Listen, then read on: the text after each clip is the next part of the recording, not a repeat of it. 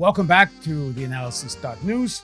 We'll be back in just a few seconds with Aleksandr Buzgalin. And we're going to continue our discussion about Russia, Ukraine, and make Russia great again, and even more dangerous, make the United States great again. And we'll be back in just a few seconds.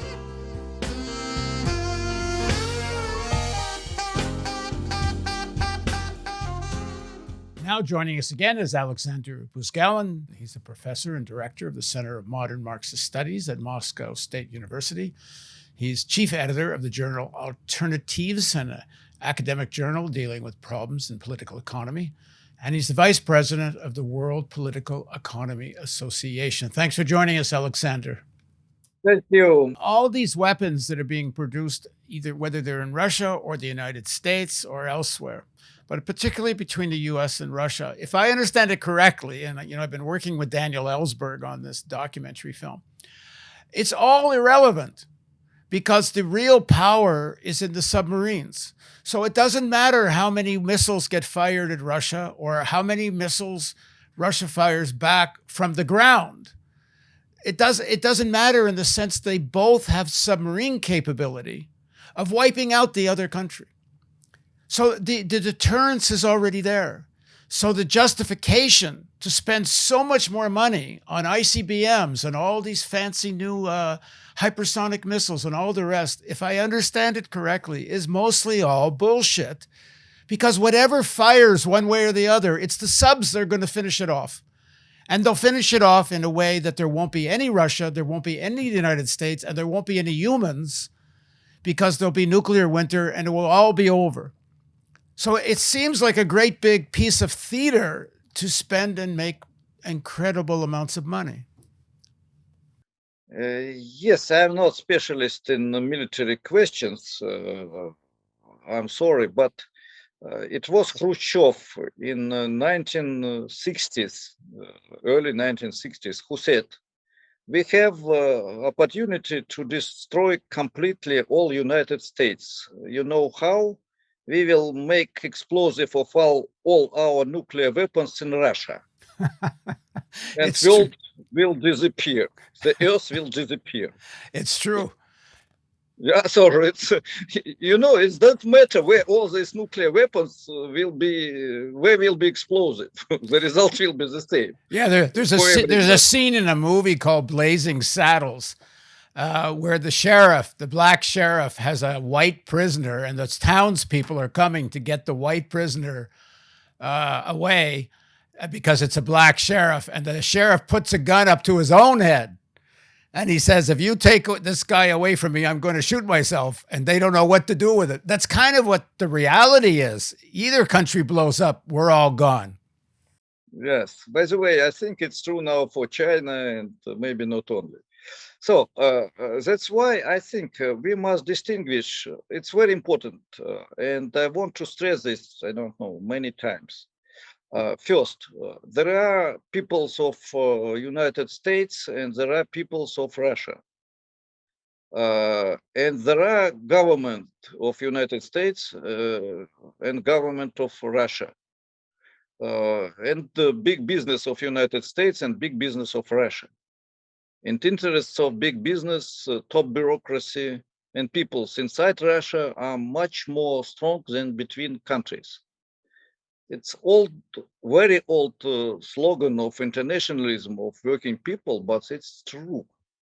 And it's important for us, even for left journalists, left professors, left militants, ordinary people, not to follow to propaganda standards. When everybody says Russia is against United States is against Russia. In our country, it's unfortunately the rule. US is aggressive country. I'm not sure that US citizens want to go to Russia with guns to kill Russians. I'm not sure, honestly. I don't think so. Oh, I think the answer is no. The answer is no. In fact, the Americans made it very clear they don't want to send a single soldier to actually fight in the Ukraine. Americans would not support that. Yeah, and the same in Russia. it was the song "Хотят ли русские войны?" But I have to say, there's a lot of American No, after all our wars to have wish to start war, we are not so crazy. Please believe it.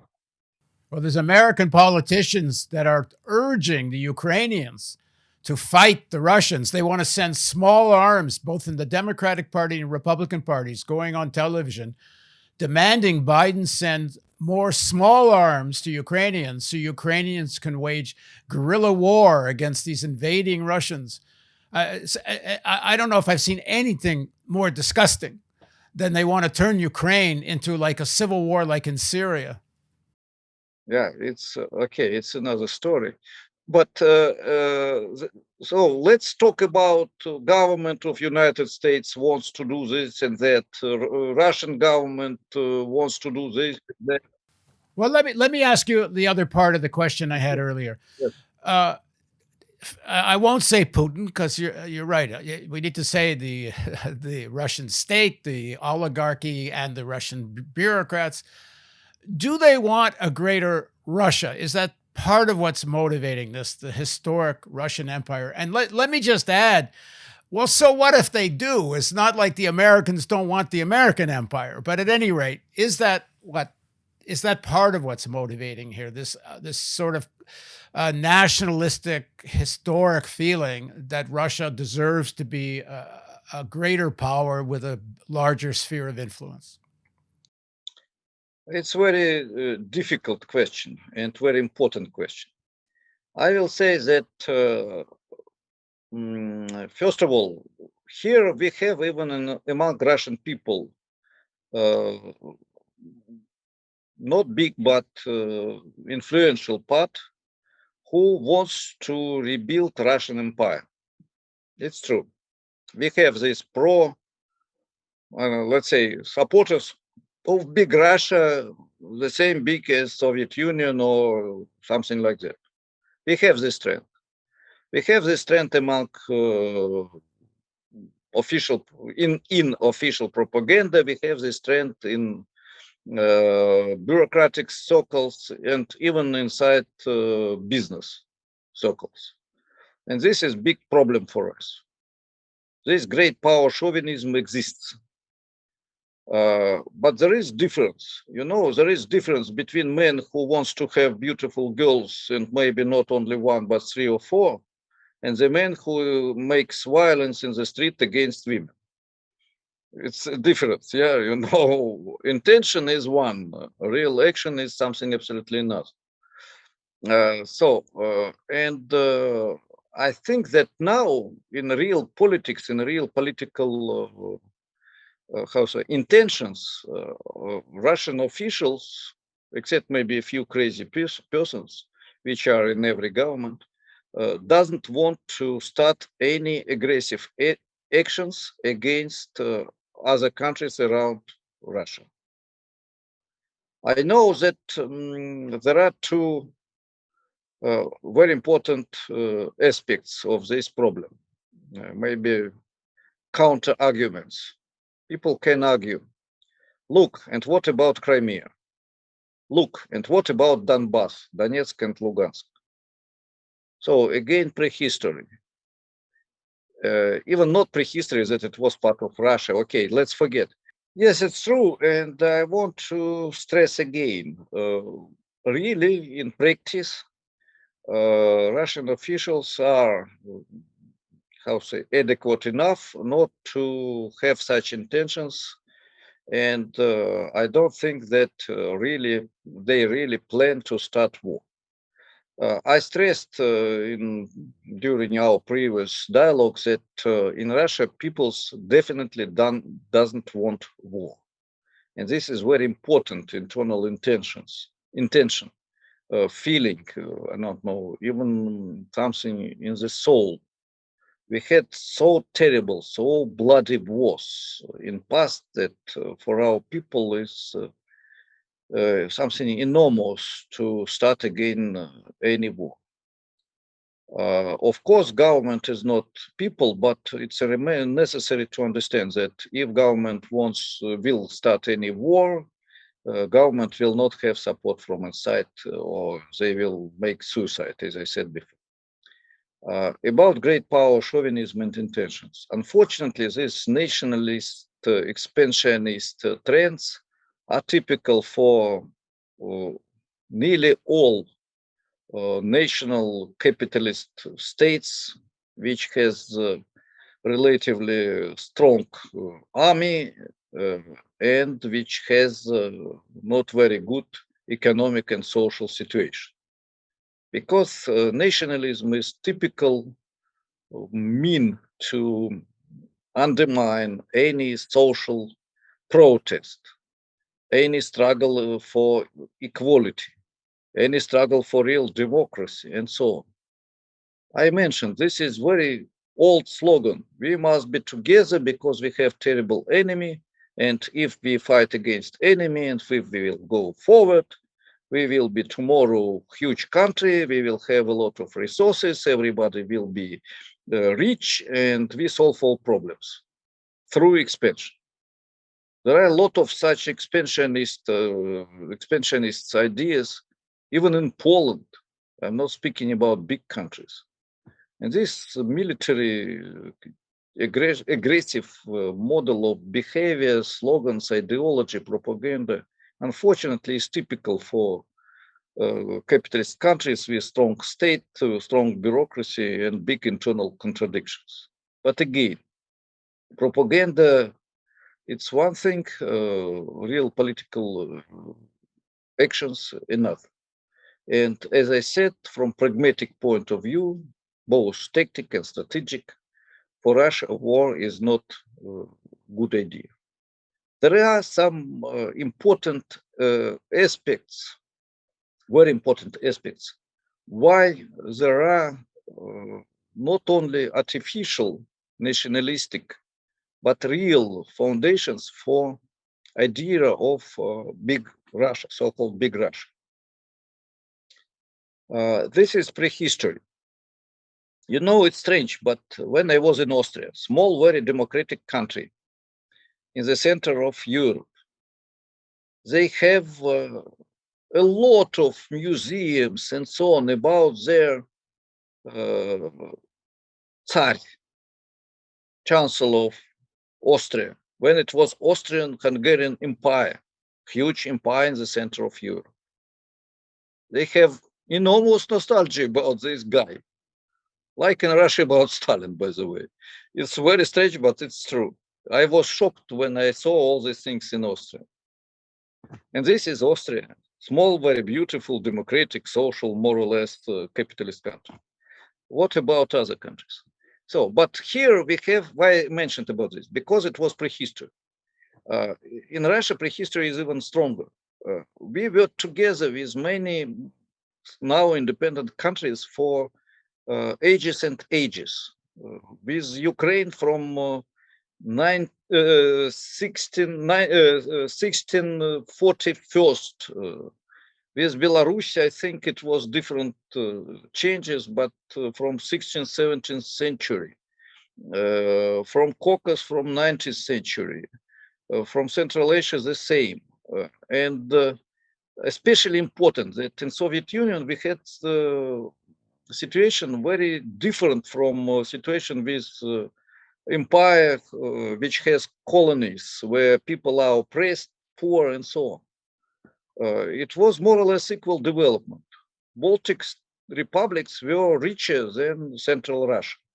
Ukraine was richer than Central Russia. Georgia was richer than Central Russia. Now, Baltic republics are richer than Russia. Georgia has less income and big economic problems. Ukraine the same. Belarus more or less like Russia. And other countries except Kazakhstan, which is very friendly, by the way, to Russia, more or less friendly to Russia. Other countries are in terrible situation after collapse of the Soviet Union. And there are a lot of people from these countries who are coming to Russia, and we are coming to these countries, and they dream about reunification. Not about big Russia, but reunification of the Soviet Union. There is real basis for growth of Soviet Union, not because it was Russian state, not because even of Russian language. It was international language, but it is not the main. Not because of our common culture. Because I don't know, wonderful singers, filmmakers, and scholars from very small Estonia. It's 1 million people. It was very small part, less than 1% of Soviet Union. We had fantastic artists who were extremely famous in all country and in all Soviet Union. And people were thinking that they are our singers, not Estonian, not Russian, not Belarus, not Ukrainian. The same with Ukrainians, the same with, I don't know, Chingiz Aytmatov, who writer from Kyrgyzia, I don't know, one of the best or maybe the best writer of the 20th century. He was Russian? No. He was Kyrgyz? No. He was Uzbekistan? No. He was Soviet. It was a real unity of economy, technologies, education. It was the same wage everywhere. Absolutely the same wage of doctor, teacher, worker, engineer, student scholarship, everywhere absolutely equal. In every town, every village, every city of the country. Can you imagine? And it was for 70 years. So people remember this. And they don't want to have Russia, they want to have Soviet Union. Of course, Soviet Union had a lot of negative features. It's very important to remember about this. This is not nostalgia. When in Italy in the 15th, 16th century was Renaissance, it was not nostalgia about Greek past or Rome past, antique past. It was Renaissance. So now there is very big intention in Ukraine, in Russia, in Georgia, in Central Asia, for Renaissance of, I can say, socialist country. We must withdraw lessons from collapse of the Soviet Union and intention to create a new, better, without these terrible mistakes and even crimes. Common space is very strong. And this is not only for Soviet Union, this is also for friendship with China, with Vietnam, with Cuba, which is far away, and which was very our own country. The love to Cuba was part of the life of my generation when we were teenagers. The catastrophe with Salvador Allende in Chile in 1970s when fascist coup took place in this country. For all Soviet Union, it was tragedy. But what you're talking about is an Yeah, it's aspiration. another. But what you're talking about an aspiration of the people. This is not this kind of new rebirth is not the aspiration of the Russian oligarchy or bureaucrats. So It's true. who are they? Yes. Talk about who are these Russian oligarchs who I would guess, like the Americans, as powerful as the American state is, the American billionaires are the ones that really have the levers of power. Is it not the same in Russia that as powerful as the bureaucrats are, the oligarchs are at least as powerful? And what do they want out of this situation? First of all, they are divided. So different trends inside bureaucrats, top bureaucrats. I'm not talking about, I don't know, ordinary people working in small towns. So top bureaucrats and the big business bosses, they are very integrated, as I said. We had state corporations which are working for top managers of these corporations. So in reality, they are private, but form of property is state. We have vice versa, some private corporations, but real control of the bureaucrats is very strong. And they are working for top bureaucrats more than for their own interests. So in Russia, it's very integrated, mixed. And formal statistic about state and private property says nothing, or nearly nothing. So they are divided, these people, this nomenclatura, new elite. I don't want word elite, but okay. We have pro-Western, even bureaucrats, or for example, typically finance, economic ministers, central bank leaders, they are looking forward in the direction of neoliberal standards, monetarist model of economic theory, monetarist model of economic policy, and so on. So they are much more neoliberals than the US, I don't know, finance minister, I think so. Maybe I'm wrong, I don't know about US. So we have so-called siloviki, bureaucrats who deals with um, military-industrial complex, defense ministry, internal affairs, FSB, former KGB, and so on. They are more oriented on the strong state, stability, and partly these bureaucrats are real patriots. And part of them are socially oriented. It's one of the paradoxes. We have these strong military persons, generals in different, I don't know, parts of these structures who are thinking about necessity to have more social justice, free of charge education, and so on. They like Communist Party of Russian Federation, and the leaders of this party likes them. So it's not simple. Yeah, they are paternalistic bureaucrats. This is another part. Third part, semi-criminals who wants to take as much money as possible and went to Bagama Islands or anywhere, I don't know, yeah. Absolutely cynical, without any particular interest except money, and that's it. And we have something like a result of this struggle. And result is development of Russia as a system where we have, how to say, shadow state regulation. Real formal state regulation is nearly absent. We don't have plan, even such plan as it was in France, for example, when it was rebirth of France in 50s and 60s, or like in South Korea. Of course, we don't have plan like in China. We have shadow state regulation, which is oriented on the growth of power of bureaucrats, growth of power of oligarchs, and money of oligarchs, and property of both. And also they want to have stability in the country in order to save their power and their money and their property. If they want to have expansion outside, okay, if they can receive this without victims, without risk as present, I think they say yes. But to start any real active actions, it was only one time with Crimea, I said. And it was not artificial basis for this. Now there is another problem. I go to concrete example. It's important. It's Donbas. This is the So eastern section of Ukraine that's mostly Russian speaking. Yes, I will explain now. Yes, I will not talk more about Crimea because we had long talk about this. I don't want to repeat. About Donbas, it's a little bit another story. So Donbas became part of Ukraine after 300 years life inside Russia in late 20s, 1920s. So it's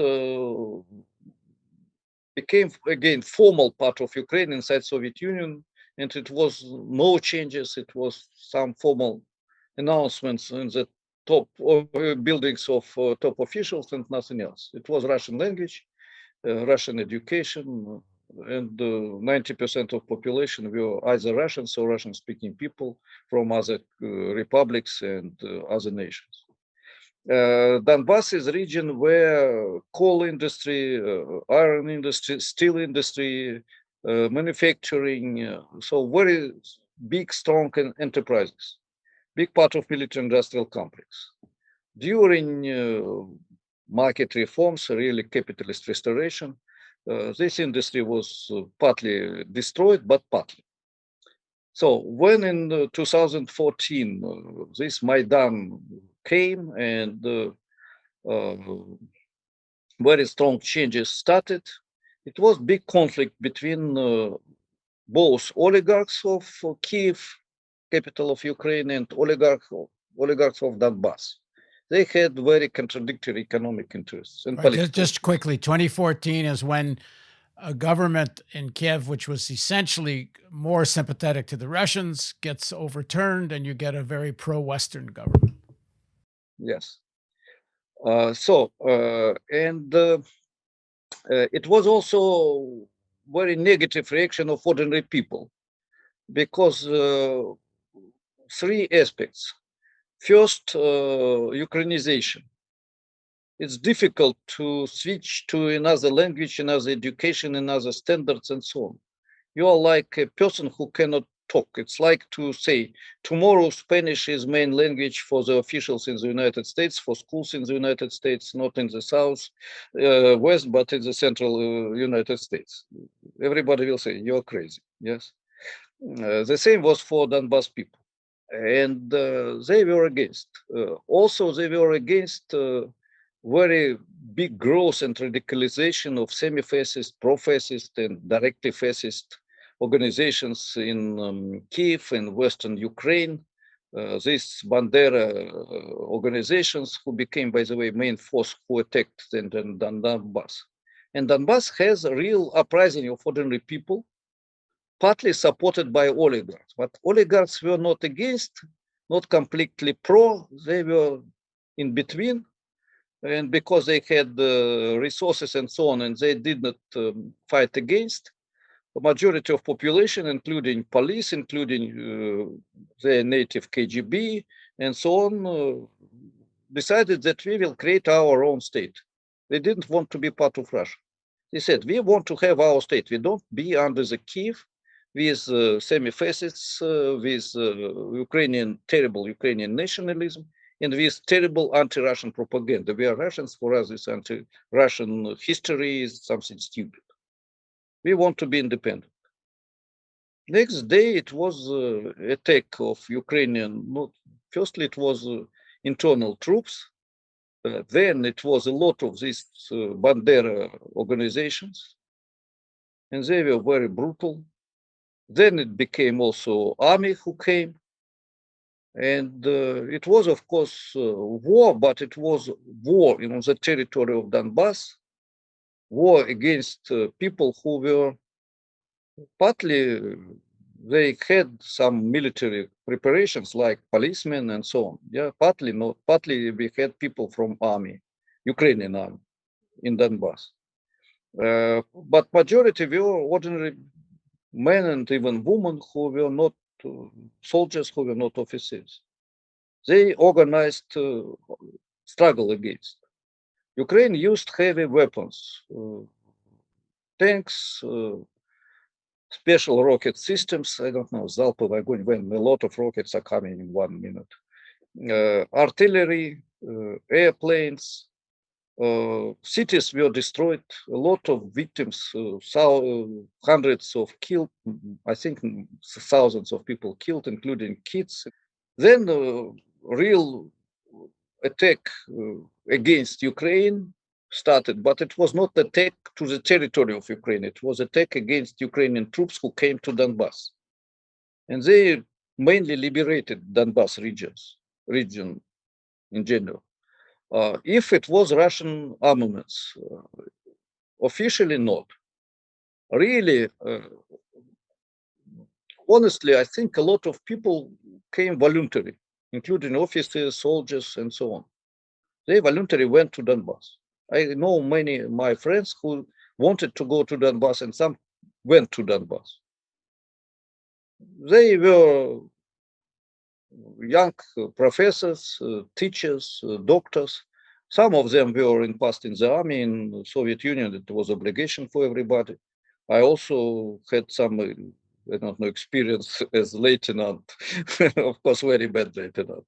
They went to Donbas, and it was people. We had people. By the way, we had people from Caucasus, different Caucasus countries. We had people from Central Asia. We had people from United States, from Europe in Donbas, who were together with, I wanted to say Ukrainians, but they were not Ukrainians, the Donbas people, different nationalities. And it was real big war. Now, for them to be part of Ukraine, they're simply afraid. They're afraid of repressions, and Ukrainian leaders, not officially, but said many times that it will be no, how to say, прощения, excuse for people who were killers, as they said, and so on. Now the Minsk Agreement that was negotiated after the fighting broke out is the Ukrainian government is supposed to allow Donbas autonomy, but there's an accusation or allegation that the Ukrainian government has not lived up to the Minsk Agreement. Yes, so Minsk Agreement was compromise, and Donbas people decided that it's better to have this bad peace than good war, and it was bad idea because really, I said in Odessa, it was mass terror against trade union leaders in the House of Trade Unions. A lot of people were fired in Odessa. It's necessary to explain this story maybe one time in your channel. I'm not big specialist, but I can invite people who will explain all this. Nearly 100 people who, okay, it's very terrible story, which was initiated by right-wing aggressive guys from central and western Ukraine, in Odessa, it's south of Ukraine. Very Russian, by the way, and very Jew city. So that's why there is this prehistory.